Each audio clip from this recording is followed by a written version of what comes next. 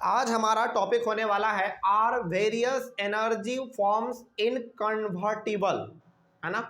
Are various energy forms interconvertible. इसका मतलब ये हुआ कि क्या हम लोग एनर्जी के अलग अलग फॉर्म को एक दूसरे में कन्वर्ट कर सकते हैं क्या। ये सवाल एनसीईआरटी बुक हम लोगों से और आपसे भी पूछ रहा है। एनसीईआरटी कह रहा है क्या हम लोग एनर्जी के अलग अलग फॉर्म को, अलग अलग फॉर्म्स ऑफ एनर्जी को, क्या उसको किसी और फॉर्म में कन्वर्ट कर सकते हैं, क्या बदल सकते हैं। तो जवाब है बिल्कुल हाँ। अब कैसे बदल सकते हैं ये तो आपको पढ़ने के बाद ही मालूम अच्छी तरीके से चल पाएगा, है ना। लेकिन इसके पहले जो हमारा मेन हेडिंग है, जो हमारा मेन टॉपिक है वो कौन सा है, एनर्जी, है ना। एनर्जी के अंदर हमारा टोटल छोटा छोटा सा 5 टॉपिक है। सबसे पहला एनर्जी के अंदर है आपका forms of energy. Forms of energy में बेसिकली ये बात कहा गया है कि कितने फॉर्म्स ऑफ एनर्जी हो सकते हैं, है ना। चलिए एक बार हम आपको याद दिला देते हैं कि कहाँ तक हम लोग पढ़ चुके हैं, उसके बाद फिर फटाक से हम लोग अपने टॉपिक पे आएंगे। देखिए मेन टॉपिक आपका एनर्जी था। एनर्जी के बारे में हम लोग बहुत कुछ चीज़ें हम लोग अपने स्क्रीन पे पढ़े हुए हैं, कुछ चीज़ें हम लोग बोर्ड पे भी पढ़े हुए हैं, है ना। इस एनर्जी के बारे में हम लोग पढ़े थे। उसके बाद हमारा छोटा सा टॉपिक था फॉर्म्स ऑफ एनर्जी। ये बस एक ही लाइन का था। इसमें बेसिकली हम लोग ये बात किए थे कि हमारे पास एनर्जी का अलग अलग फॉर्म है, जैसे kinetic energy, potential energy, heat energy, chemical energy, electrical energy and light energy, है ना। ये सब एनर्जी का फॉर्म है। ये पहला टॉपिक हो गया। उसके बाद ये पहला टॉपिक किसके अंदर हुआ, एनर्जी के अंदर, ठीक है। उसके बाद हमारा था काइनेटिक एनर्जी। काइनेटिक एनर्जी क्या है उसको हम लोग पढ़े हुए थे और अपने बोर्ड पे उसका एक्सप्रेशन भी लिखे हुए थे। तो एक्सप्रेशन जो आपने बोर्ड पे पढ़ा है वही एक्सप्रेशन हमारा यहाँ पे नोट्स में भी लिखा हुआ है, ठीक है। उसके बाद हमारा था पोटेंशियल एनर्जी। पोटेंशियल एनर्जी के बारे में भी हम लोग पढ़ चुके हैं। 2 प्रकार का हमारा पोटेंशियल एनर्जी है, वो भी हम लोग पढ़ चुके हैं। और पोटेंशियल एनर्जी का क्या एक्सप्रेशन है, सॉरी पोटेंशियल एनर्जी का नहीं बल्कि potential energy of an object at a height, ये भी हमारा एक टॉपिक था। इसके अंदर क्या उसका एक्सप्रेशन है, क्या फॉर्मूला है, यानी कि पोटेंशियल एनर्जी का फॉर्मूला क्या था, mgh, है ना। ये भी हम लोग अपने बोर्ड पे डिराइव करना सीख चुके थे। यहाँ तक में तो कोई डाउट नहीं था, पिछले क्लास तक हम लोग यहीं तक बात किए थे, है ना, अपने बोर्ड पे बेसिकली। तो आज का हमारा एक नया टॉपिक स्टार्ट होने वाला है जिसका नाम है are various energy forms interconvertible. तो बहुत कुछ हम लोग एनर्जी टॉपिक में पढ़ चुके हैं। 2 टॉपिक आपका और बचा हुआ है। पहला तो यही वाला हो गया हमारा, एक ये हो गया, और दूसरा बचा हुआ है law of conservation of energy. तो उसको हम लोग अपने एक एक क्लास में कवर कर लेंगे, लेकिन आज के क्लास का हमारा टॉपिक होगा यही वाला, ठीक है। शुरू करते हैं, रेडी हैं, चलिए देखिए ध्यान से। लिखा हुआ है सबसे पहला, energy exists in many different forms. बिल्कुल सही बात है। एनर्जी अलग अलग फॉर्म में आपको देखे जा सकते हैं, जैसे kinetic energy, potential energy, heat energy, chemical energy, electrical energy, light energy, है ना। ये हाँ वो सब का सब हमारा क्या है, एनर्जी का अलग अलग फॉर्म है। तो एनर्जी के अलग अलग फॉर्म्स हो सकते हैं, इसमें कोई 2 राय नहीं है। One form of energy can be change into another form. एक एनर्जी का फॉर्म दूसरे फॉर्म में हम लोग बदल सकते हैं, यानी कि हम लोग उसको चेंज कर सकते हैं। बात समझ में आ रही है। अब कैसे करेंगे, कैसे क्या होता है, बहुत कुछ आपको जानने को लग रहा होगा कि सर ऐसा क्या क्या होगा, इसमें कैसे क्या होगा, है ना। एक फॉर्म ऑफ एनर्जी कैसे दूसरे फॉर्म ऑफ एनर्जी में कन्वर्ट हो जाएगा, सब कुछ हम लोग इसमें जानेंगे। तो सबसे पहले आप यहाँ पे जान लीजिए कि ट्रांसफॉर्मेशन ऑफ एनर्जी का मतलब क्या होता है, ठीक है। देखिए the change of one form of energy into another form of energy is known as transformation of energy। जब एक फॉर्म ऑफ एनर्जी यानी कि एनर्जी का जो भी रूप है यदि वो किसी दूसरे रूप में कन्वर्ट हो जाए, यानी कि वन फॉर्म ऑफ एनर्जी किसी दूसरे फॉर्म ऑफ एनर्जी में कन्वर्ट हो जाए, उसी को हम लोग कहते हैं ट्रांसफॉर्मेशन ऑफ एनर्जी। याद रहेगा ये चीज, ट्रांसफॉर्मेशन ऑफ एनर्जी। ये चीज आपको यहाँ पे ध्यान में रखना है कि ट्रांसफॉर्मेशन ऑफ एनर्जी का सीधा सा मतलब होता है जब एक फॉर्म ऑफ एनर्जी किसी दूसरे यानी कि अनदर फॉर्म ऑफ एनर्जी में कन्वर्ट हो जाए, चेंज हो जाए, उसी को हम लोग कहते हैं ट्रांसफॉर्मेशन ऑफ एनर्जी। सिंपल सी बात, ठीक है। आगे बढ़ते हैं।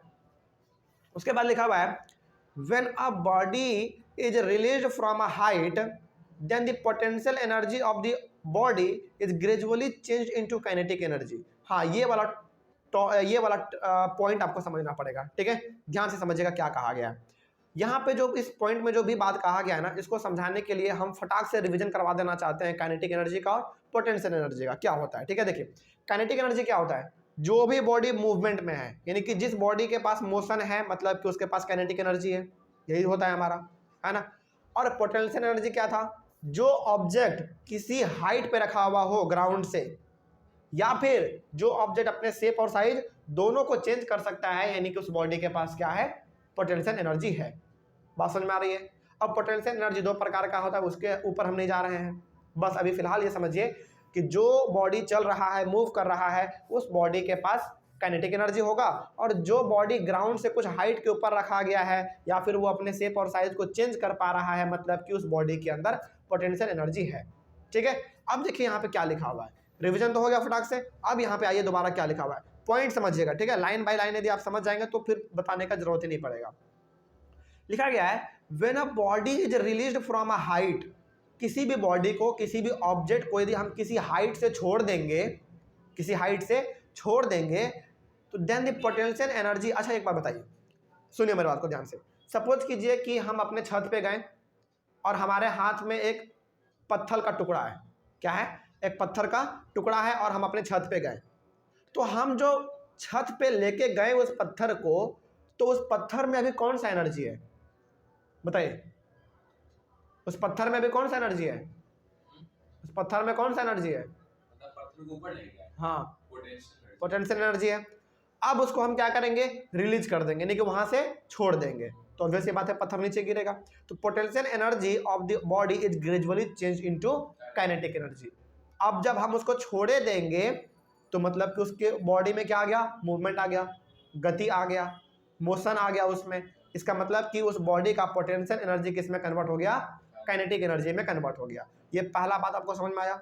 आगे बढ़ते हैं। अब जैसे इसका उल्टा भी हो सकता है, जैसे when a body is thrown upward then the kinetic energy of a body is gradually change into potential energy.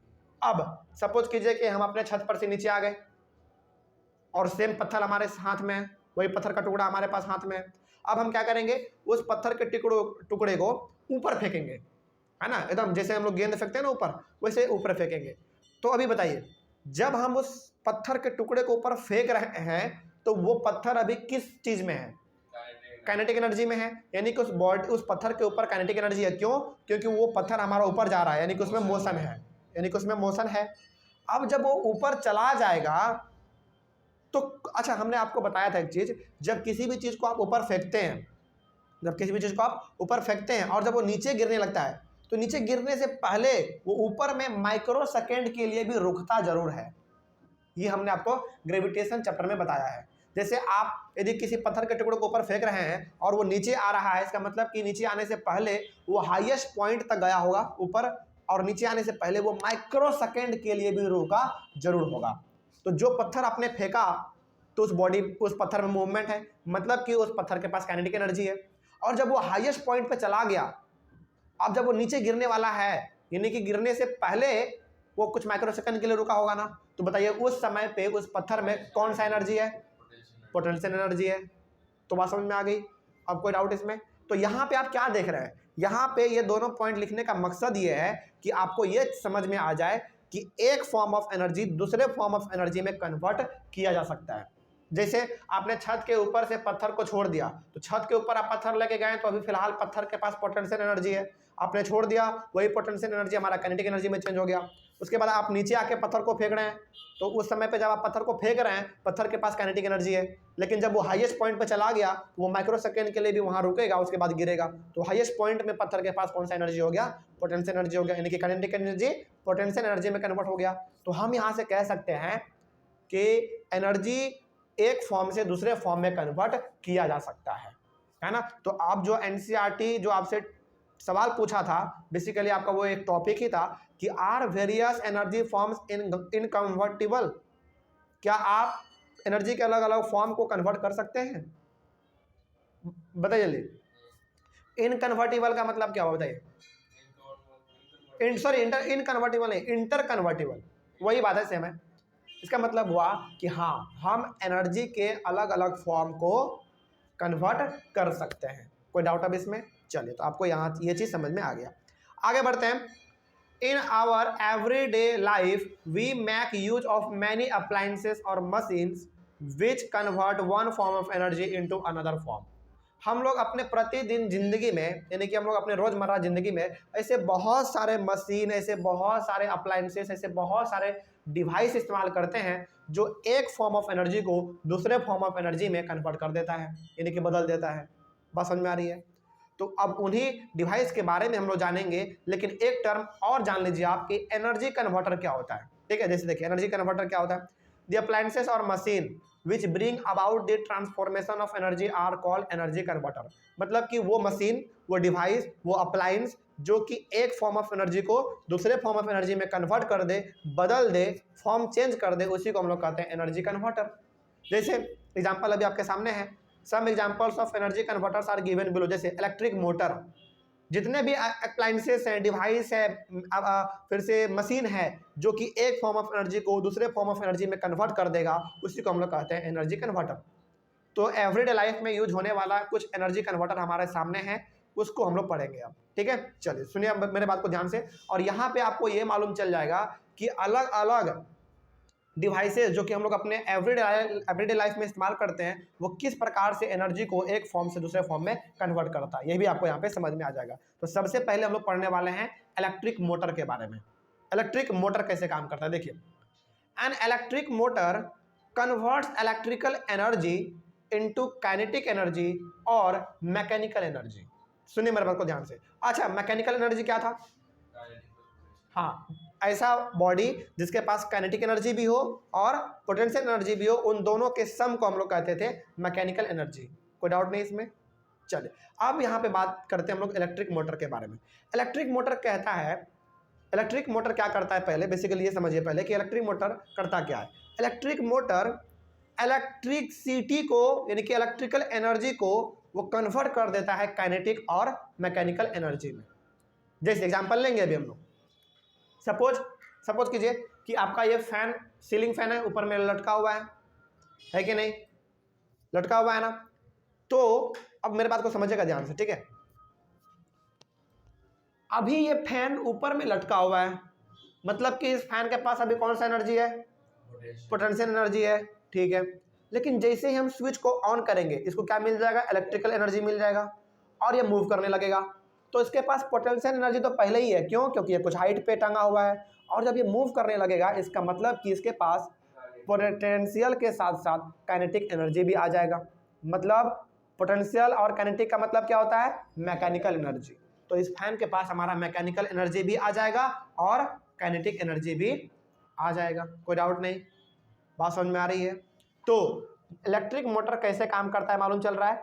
Electric motor electrical energy को या तो काइनेटिक एनर्जी में कन्वर्ट कर सकता है या तो मैकेनिकल एनर्जी में कन्वर्ट कर सकता है।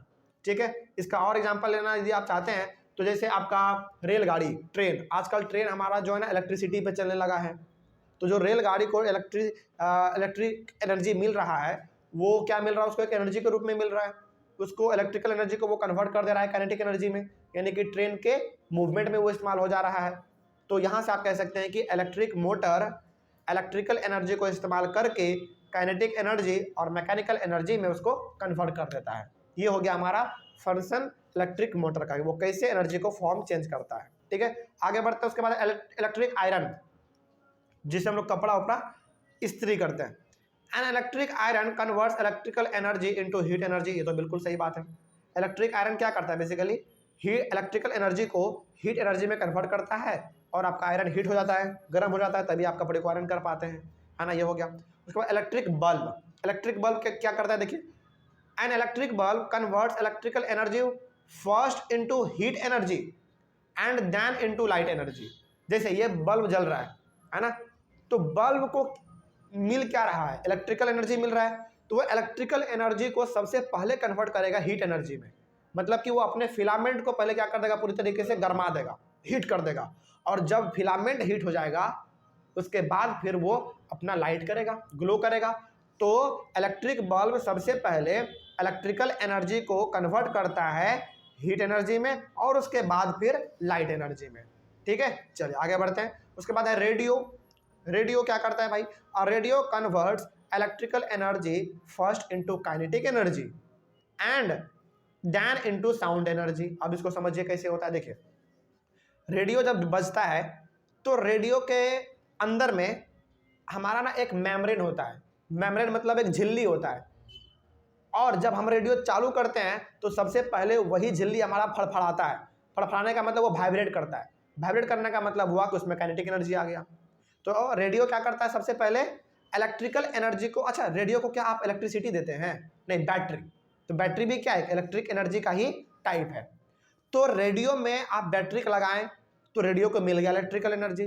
तो इलेक्ट्रिकल एनर्जी मिलने के बाद जब आप रेडियो को ऑन करेंगे तो सबसे पहले रेडियो के अंदर जो एक मेम्ब्रेन होता है जो चुंबक से अटैच रहता है वो वाइब्रेट करेगा, यानी कि उसमें काइनेटिक एनर्जी आ गया, और उसी के वाइब्रेट करने के कारण आपको उससे साउंड मिलता है।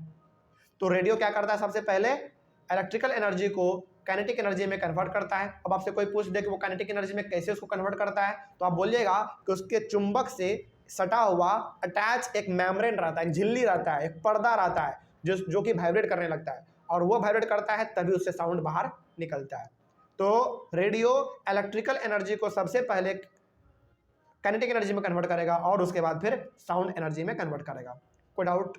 चलिए आगे बढ़ते हैं। उसके बाद है स्टीम इंजन।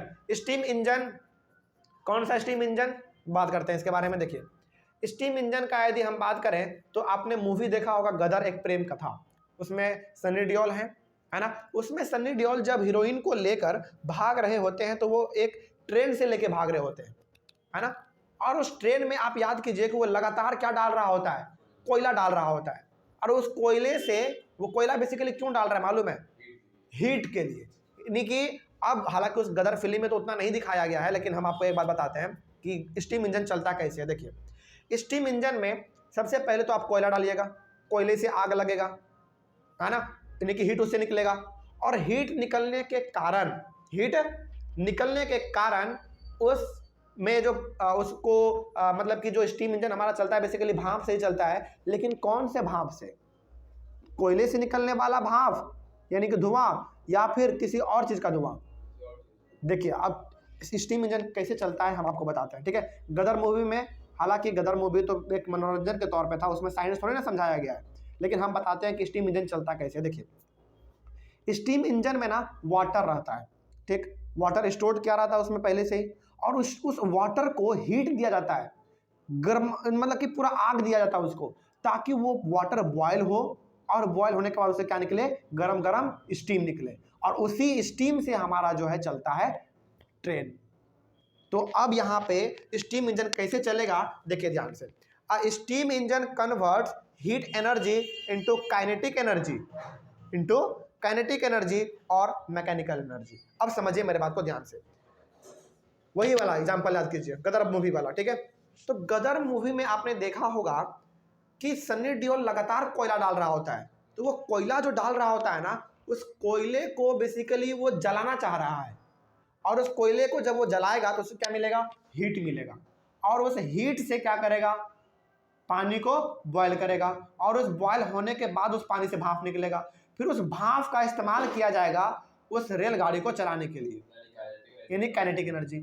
तो उस भाप का इस्तेमाल किया जा रहा है गाड़ी को चलाने के लिए, मतलब कि उस गाड़ी में काइनेटिक एनर्जी आ रहा है ना। तो वही यहाँ पे लिखा गया है कि a steam engine converts heat energy, उसको हीट दिया जा रहा है, इनटू काइनेटिक एनर्जी और mechanical energy. Sir kinetic energy तो समझ में आ गया, ट्रेन मूव कर रहा है मतलब कि उसमें मूवमेंट है, मोशन में है वो ट्रेन, तो काइनेटिक एनर्जी समझ में आ गया। लेकिन मैकेनिकल एनर्जी कैसे? चल तो रहा है, लेकिन मैकेनिकल एनर्जी उसमें पोटेंशियल भी तो होना चाहिए। मैकेनिकल का मतलब क्या होता है, potential energy plus kinetic energy. तो काइनेटिक एनर्जी का मतलब तो समझ में आ गया सर, लेकिन मैकेनिकल समझ में नहीं आया, इसका मतलब समझाइए। देखो इसका एग्जाम्पल सबसे अच्छा हम देना चाहेंगे किस चीज़ का मालूम है? इसका एग्जाम्पल हम सबसे अच्छा देना चाहेंगे वो वाला गुब्बारा जिसको कि हम लोग छोड़ते हैं तो आसमान में उड़ जाता है, हीलियम वाला, है ना। अब देखिए हीलियम का कभी भी जब आप वो वाला गुब्बारा खरीदते हैं मेले में जाकर, जो कि छोड़ते हैं तो हवा में पूरा उड़ जाता है ऊपर, हीलियम वाला गुब्बारा, उसमें हीलियम जो भरा जाता है, उसको देखिए, वो पहली बात तो वो गर्म होता है, वो हीलियम का जो गैस है वो थोड़ा सा गर्म होता है, यानी कि वो भी कहीं ना कहीं हीट एनर्जी ही है। तो जब आपने उसमें भरा और उस गुब्बारे को यदि आप छोड़ दिए तो ऊपर उड़ गया, मतलब वो उड़ रहा है, मूवमेंट में है, मतलब कि उसके पास काइनेटिक एनर्जी भी है, और वो ऊपर जा रहा है मतलब कि वो पोटेंशियल एनर्जी भी है। तो यहाँ से हम कह सकते हैं कि स्टीम इंजन हो चाहे वो गुब्बारा हो हीलियम वाला, वो पहले क्या करता है, हीट एनर्जी को या तो काइनेटिक में बदल देगा या तो मैकेनिकल एनर्जी में बदल देगा। इसी से हमारा स्टीम इंजन भी चलता है और इसी से हमारा वो गर्म वाला गुब्बारा भी चलता है, उड़ता है। ठीक है, कोई डाउट इसमें? तो स्टीम इंजन क्या करता है, पहले हीट एनर्जी को काइनेटिक एनर्जी में बदल देगा, ठीक है, या फिर मैकेनिकल एनर्जी में बदल देगा। कोई डाउट नहीं, चलिए आगे बढ़ते हैं। ये तो हो गया स्टीम इंजन का बात। अब बात कर लेते हैं कार इंजन का, जो कि हम लोग बेसिकली 4 व्हीलर 2 व्हीलर में यूज करते हैं car engine. A car engine converts chemical energy of petrol. Petrol क्या है, केमिकल है, तो केमिकल एक हमारा एनर्जी ही है, केमिकल से मिलने वाला एनर्जी हमारा केमिकल एनर्जी कहलाएगा। तो कार क्या करेगा, पहले पेट्रोल के केमिकल एनर्जी को कन्वर्ट करेगा किसमें, हीट एनर्जी में, एंड देन इनटू काइनेटिक और मैकेनिकल एनर्जी। बात समझ में आ रही है? मतलब कि कार में जो आप पेट्रोल डालते हैं या फिर जो डीजल डालते हैं वो बेसिकली एक केमिकल एनर्जी है। उस केमिकल एनर्जी को सबसे पहले क्या किया जाएगा, हीट एनर्जी में कन्वर्ट किया जाएगा, यानी कि गाड़ी हीट होगा। इसीलिए आप देखते होंगे जब गाड़ी हमारा चलता है तो हीट हो जाता है ना। और कभी कभी तो हमको गाड़ी धकेलना पड़ता है, मालूम है क्यों? क्योंकि उसमें सफिशिएंट हीट ही नहीं रहता है।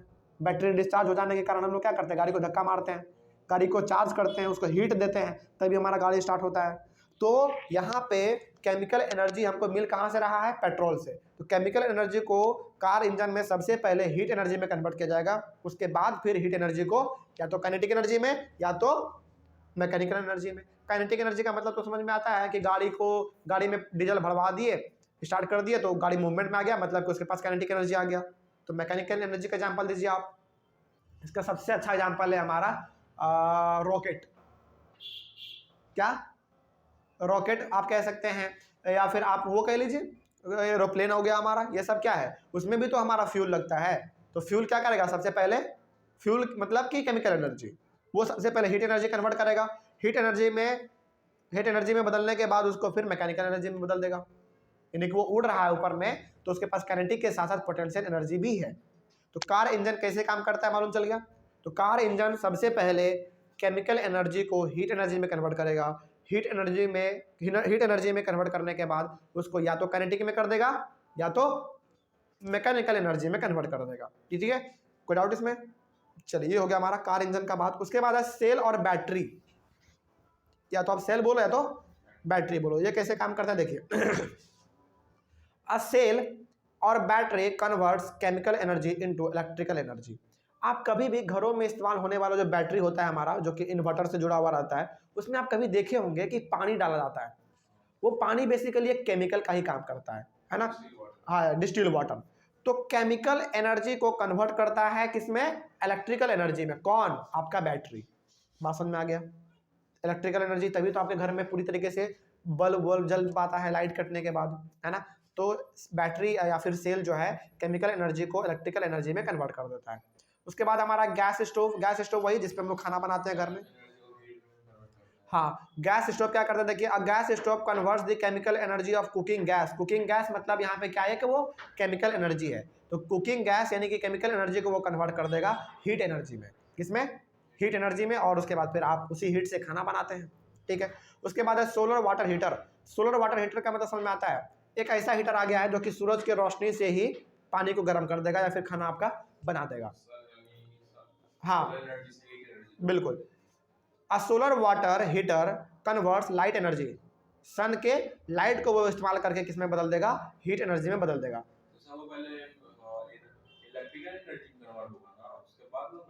वो तो सोलर पैनल में होता है, वो चीज़ सोलर पैनल में होता है। अब जो हमारा वो आने लगा है ना सोलर वाटर हीटर, या फिर अब तो सोलर कुकर भी आने लगा है, उसमें इलेक्ट्रिक का कोई ज़रूरत नहीं है। उसमें डायरेक्टली हम लोग सनलाइट को इस्तेमाल करते हैं, यानी कि लाइट एनर्जी को इस्तेमाल करके हीट एनर्जी में कन्वर्ट कर देते हैं। ठीक है। तो यदि आपको पानी वानी गर्म करना हो तो मार्केट में सोलर वाटर हीटर मिलता है, उसमें चार्ज वार्ज करने की जरूरत नहीं पड़ती है। उसको सनलाइट में रखिए, सनलाइट को वो कन्वर्ट कर देगा हीट एनर्जी में और आपका पानी बॉयल हो जाएगा। ठीक है। उसके बाद सोलर पैनल। सोलर पैनल वही जो आप देखते होंगे स्ट्रीट लाइट पे गाँवों में कभी कभी लगा रहता है। A solar panel, sorry a solar cell बोल दीजिए। A solar cell converts light energy into electrical energy. वो लाइट एनर्जी को इस्तेमाल करता है, किसका लाइट एनर्जी, सूरज का, यानी कि सन के लाइट एनर्जी को वो कन्वर्ट कर देता है इलेक्ट्रिकल एनर्जी में। तो यहाँ पे जो हमने पूरी तरीके से 10 ऐसे एवरीडे लाइफ में इस्तेमाल होने वाले अप्लायंसेस के बारे में पढ़े हैं जो कि लगभग हम लोग इस्तेमाल करते हैं डेली। बात समझ में आ रही है? तो यहाँ तक पढ़ने के बाद हम लोग एक लाइन में ये कह सकते हैं कि एनर्जी जो है एक फॉर्म से दूसरे फॉर्म में कन्वर्ट किया जा सकता है। कोई डाउट नहीं? अब तो एग्जाम्पल पूछे तो आपके सामने 10 एग्जाम्पल है, 10 में से कोई भी आप 2-3 एग्जाम्पल दे दीजिएगा। ठीक है, चलिए, तो ये वाला टॉपिक भी हमारा पूरी तरीके से खत्म हो गया, जिसका नाम था are various energy forms interconvertible. ठीक है, चलिए, ये वाला भी टॉपिक हमारा खत्म हो गया। उसके बाद हमारा एनर्जी टॉपिक के अंदर एक छोटा सा टॉपिक और बचता है, जिसका नाम है law of conservation of energy. ठीक है, और ये भी बहुत इंपॉर्टेंट है, इसको हम लोग अपने अगले वाले क्लास में कवर करेंगे। तब तक के लिए थैंक यू। कोई डाउट इसमें नहीं ना? चलिए, मिलते हैं अगले वाले क्लास में। Thank you very much.